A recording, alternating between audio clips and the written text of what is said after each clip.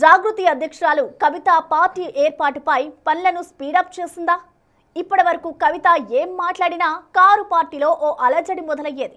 కానీ ఇప్పుడు ఆ డోస్ పెంచారు కవిత. ఏకంగా బీఆర్ఎస్ లో అసంతృప్తి నేతలను టార్గెట్ చేసేలా ఉన్నాయి ఆమె వ్యాఖ్యలు. అంతేకాదు, ఇప్పటికే కవిత చేసిన వ్యాఖ్యలతో గులాబీ పార్టీలో గుబులు పెరిగిందట. ఇంతకీ కవిత పొలిటికల్ స్టెప్స్ ఎటువైపు? అవి బీఆర్ఎస్ పై ఎలాంటి ఇంపాక్ట్ చూపించబోతున్నాయి? తెలంగాణ జాగృతి అధ్యక్షురాలు కవిత మాటలు ఏవైనా, చేతలు ఏవైనా అవన్నీ బీఆర్ఎస్ టార్గెట్గానే ఉంటున్నాయి అన్న టాక్ వినిపిస్తోంది. ఈ మధ్య కాలంలో మీడియా ముందుకు వచ్చిన ప్రతి సందర్భం సంచలనంగా మారుతోంది. ఎప్పుడు ఎవరి మీద ఏ ఆరోపణలు చేస్తుందో అన్న భయం నేతలను వెంటాడుతోంది. ముఖ్యంగా ఈ భయం బీఆర్ఎస్ నేతలకే ఎక్కువగా ఉంటోంది. ఎందుకంటే బీఆర్ఎస్ పార్టీలో జరుగుతోన్న అంశాలు, నేతలపై ఆమె చేస్తున్న వ్యాఖ్యలు రాష్ట్ర రాజకీయాల్లో దుమారం రేపుతున్నాయట. తాజాగా కవిత మరో బాంబు పేల్చింది. బీఆర్ఎస్ పార్టీలోని కీలక నేతలు తనతో టచ్లో ఉన్నారని చేసిన వ్యాఖ్యలు ఇప్పుడు హాట్ టాపిక్గా మారాయి.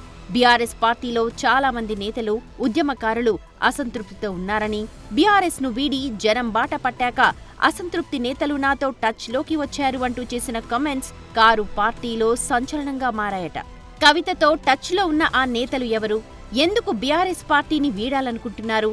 ఎందుకు సంప్రదింపులు చేస్తున్నారు అనేది ఇప్పుడు గులాబీ పార్టీలోనూ చర్చకు తెరలేపాయట.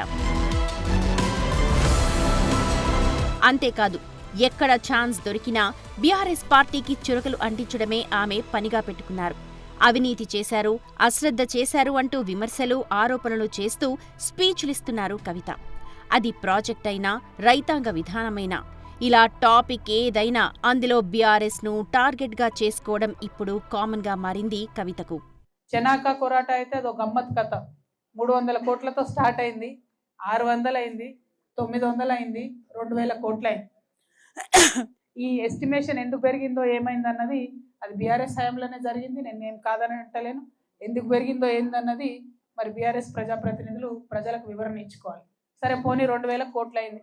2000 కోట్లు అయితే కనీసం ప్రాజెక్టు పూర్తి కానటువంటి పరిస్థితి, ఇంకా పెండింగ్ ఉన్నటువంటి పరిస్థితి. పైసలు పెరిగిందో ఓకే, అవినీతి అయిందో ఇవన్నీ మర్చిపోదాం అనుకున్నా కూడా పనిలో కూడా కనీసం మన గ్రామాన్ని రక్షించాలనేటటువంటి శ్రద్ధ ఇక్కడ ప్రజాప్రతినిధులకు లేకపోవడం దారుణం. ఇటీవలి కాలంలో బీఆర్ఎస్ లో జరుగుతోన్న పరిణామాలపై కవిత స్పందిస్తూనే ఉన్నారు.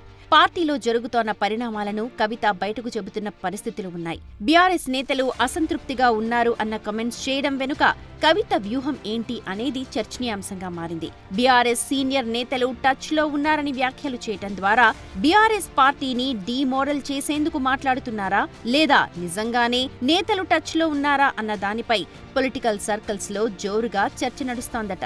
జనం బాట కార్యక్రమం కోసం జిల్లాల పర్యటనకు వస్తోన్న తనకు కారు పార్టీలోని అసంతృప్తి నేతలు టచ్ లోకి వస్తున్నారని, త్వరలోనే లిస్టు చెబుతానని చెప్పడంతో గులాబీ పార్టీలో కలకలంగా మారుతోందట.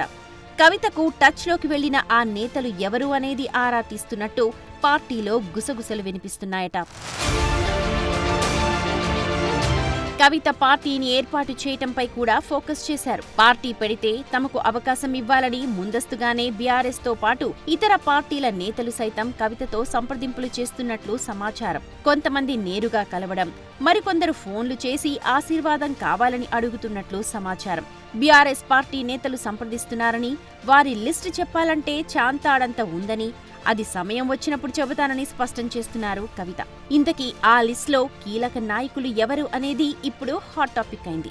ఆ లిస్టులో మాజీ ఎమ్మెల్యేలు, మాజీ ఎంపీలు, ప్రజాప్రతినిధులు, కార్పొరేషన్ మాజీ చైర్మన్లు, మాజీ ప్రజాప్రతినిధులు సైతం ఉన్నట్లు ప్రచారం జరుగుతోంది. కొంతమంది బీఆర్ఎస్ నుంచి ప్రస్తుతం ప్రజాప్రతినిధులుగా ప్రాతినిధ్యం వహిస్తున్న వారు సైతం ఉన్నట్లు ప్రచారం ఊపందుకుందట.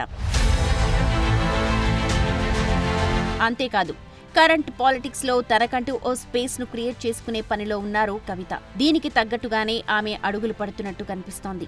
రాష్ట్రంలో ఖచ్చితంగా రాజకీయ శూన్యత ఉందని, కొన్ని పార్టీలను నమ్ముకొని దగా పడ్డామని ప్రజలు తనతో చెబుతున్నారంటున్నారు కవిత.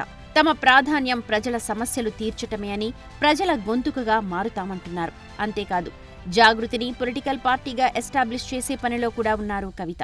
జాగృతి రాజకీయ వేదికే అని, తాము చాలా సందర్భాల్లో రాజకీయాలు మాట్లాడామని చెబుతున్నారు. తాము ప్రజల కోసమే పోరాడతామని పదే పదే చెబుతున్నారు. అంతేకాదు స్థానిక సంస్థల ఎన్నికల నాటికి తమ ప్రభావాన్ని చూపాలన్న ఆలోచన కూడా ఉన్నట్టు కనిపిస్తోంది. లోకల్ బాడీ ఎన్నికల సమయంలోనే ఏం చేయాలన్నది నిర్ణయం తీసుకుంటామని ఇప్పటికే చర్చలు జరుగుతున్నాయంటున్నారు కవిత.